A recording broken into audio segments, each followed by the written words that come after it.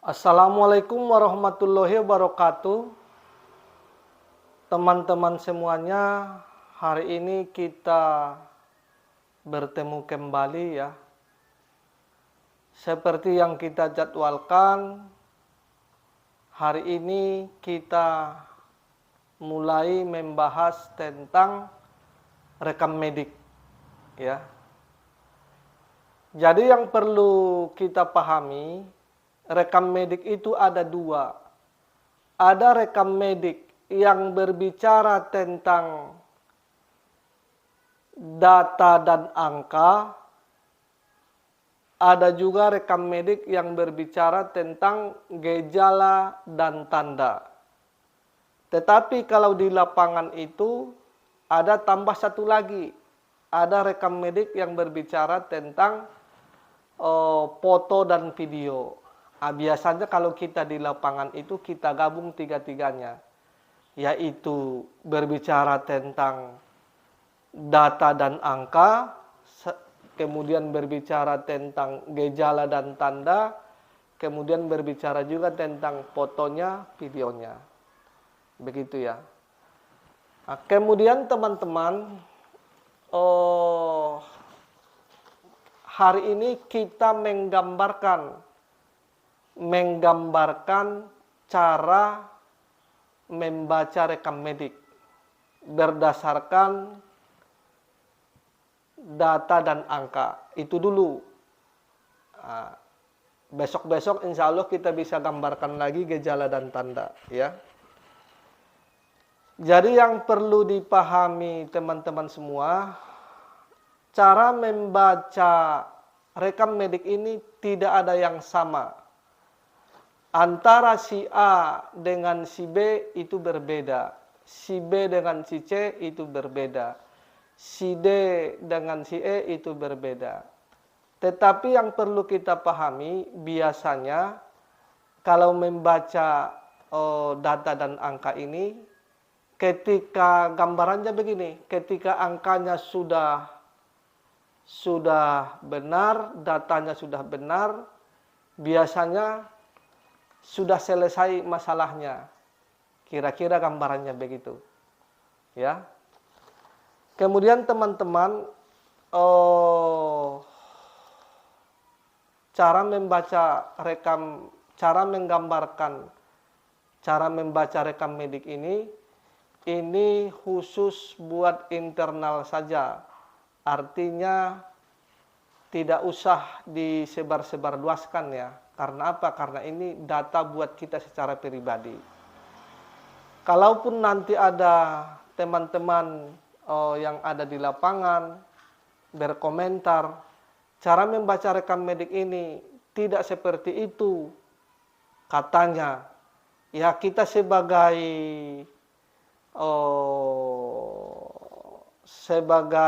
apa bahasanya?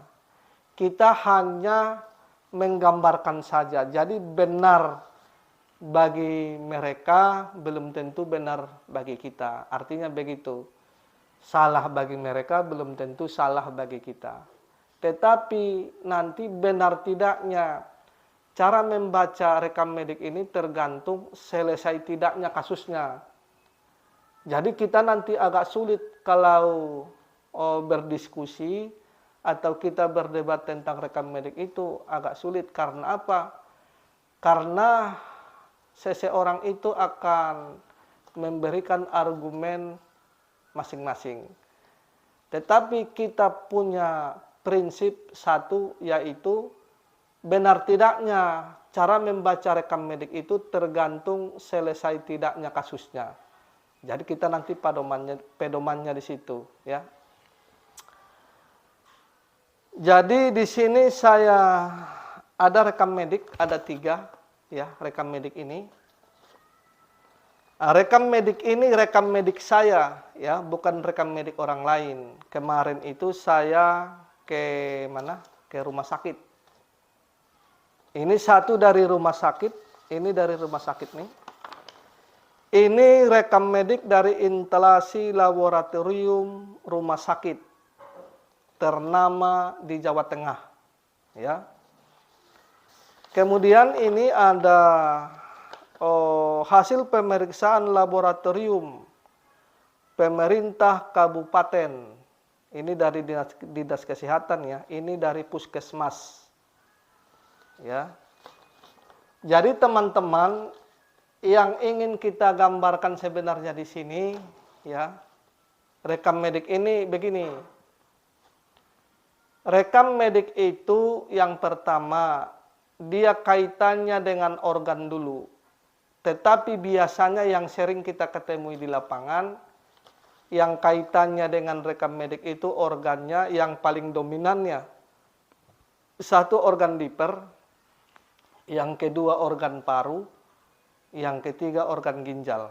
Walaupun nanti organ jantung dengan organ sistem cerna di ini ya, tetapi yang paling dominan biasanya itu organ liver, organ paru, dan organ ginjal ya.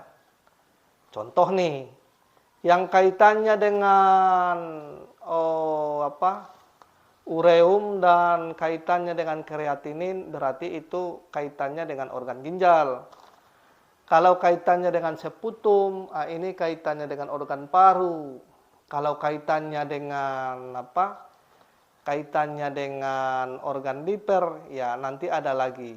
Tetapi yang perlu kita pahami sebenarnya, untuk membaca rekam medik ini biasanya tidak jauh dari dari sumsum tulang belakang, kemudian tidak jauh dari organ liver, tidak jauh dari organ limpa. Karena apa? Karena proses pembentukan darah itu di mana? Proses pembentukan darah itu di sumsum tulang belakang, di limpa, dan di liver. Proses pembentukan darah dan proses perombakan darah ya. Tetapi nanti ada dua sebenarnya teman-teman proses pembentukan darah itu. Yang satu kalau biasanya di teori barat itu kan proses pembentukan darah itu adanya di sumsum tulang ya, limpa, liver biasanya kaitannya dengan itu. Tetapi kalau di holistik biasanya proses pembentukan darah itu adanya di limpa, lambung, usus. Jadi nanti kita bisa lihat nanti perbedaannya, tetapi nanti ketika kita gabung itu jadi satu. Di mana kelemahannya, di mana kekuatannya, nanti bisa kita gambarkan ya. Kemudian yang ingin kita bahas ke depan itu contoh ya. Contoh nih, kaitannya dengan hematologi. Berarti hematologi ini berarti kaitannya dengan ada hemoglobin, ada eritrosit, ada leukosit, ada trombosit, ada hematokrit. Nah, itu apa itu namanya hemoglobin, apa hematokrit, apa eritrosit, apa leukosit, dan apa itu trombosit. Nah, begitu. Kemudian nanti kelainan eritrosit, kelainan trombosit, kelainan leukosit ya. Nah, ini nanti gambarannya ini sangat luas nih. Ada nanti limfosit, ada limfosit B, ada limfosit T. Kemudian nanti limfosit itu ya, kemudian nanti limfosit itu akan membelah diri menjadi sel plasma. Kemudian sel plasma itu akan menjadi imunoglobin, imunoglobin G, imunoglobin A, imunoglobin E, imunoglobin M, imunoglobin E, imunoglobin D. Ada nanti limfosit sel T ya, sel T, ada sel T memori, ada sel T penekan, ada sel T sel T CD4, ada sel T CD8 dan seterusnya. Jadi insya Allah nanti kita akan bahas ya. Kemudian ada juga nanti basofil, neurofil, eosinofil. Nah, ini insya Allah nanti kita akan bahas satu persatu ya. Nah, yang kita maksud itu bagaimana cara menggambarkannya. Jadi teman-teman semua, ini buat data internal kita ya buat data internal kita. Jadi mohon data ini nanti tidak disebarluaskan keluar biar tidak terjadi perdebatan atau tidak terjadi diskusi yang tidak memberi manfaat ya. Jadi insya Allah sampai di sini dulu pertemuan kita hari ini. Wabillahi taufik wal hidayah. Assalamualaikum warahmatullahi wabarakatuh.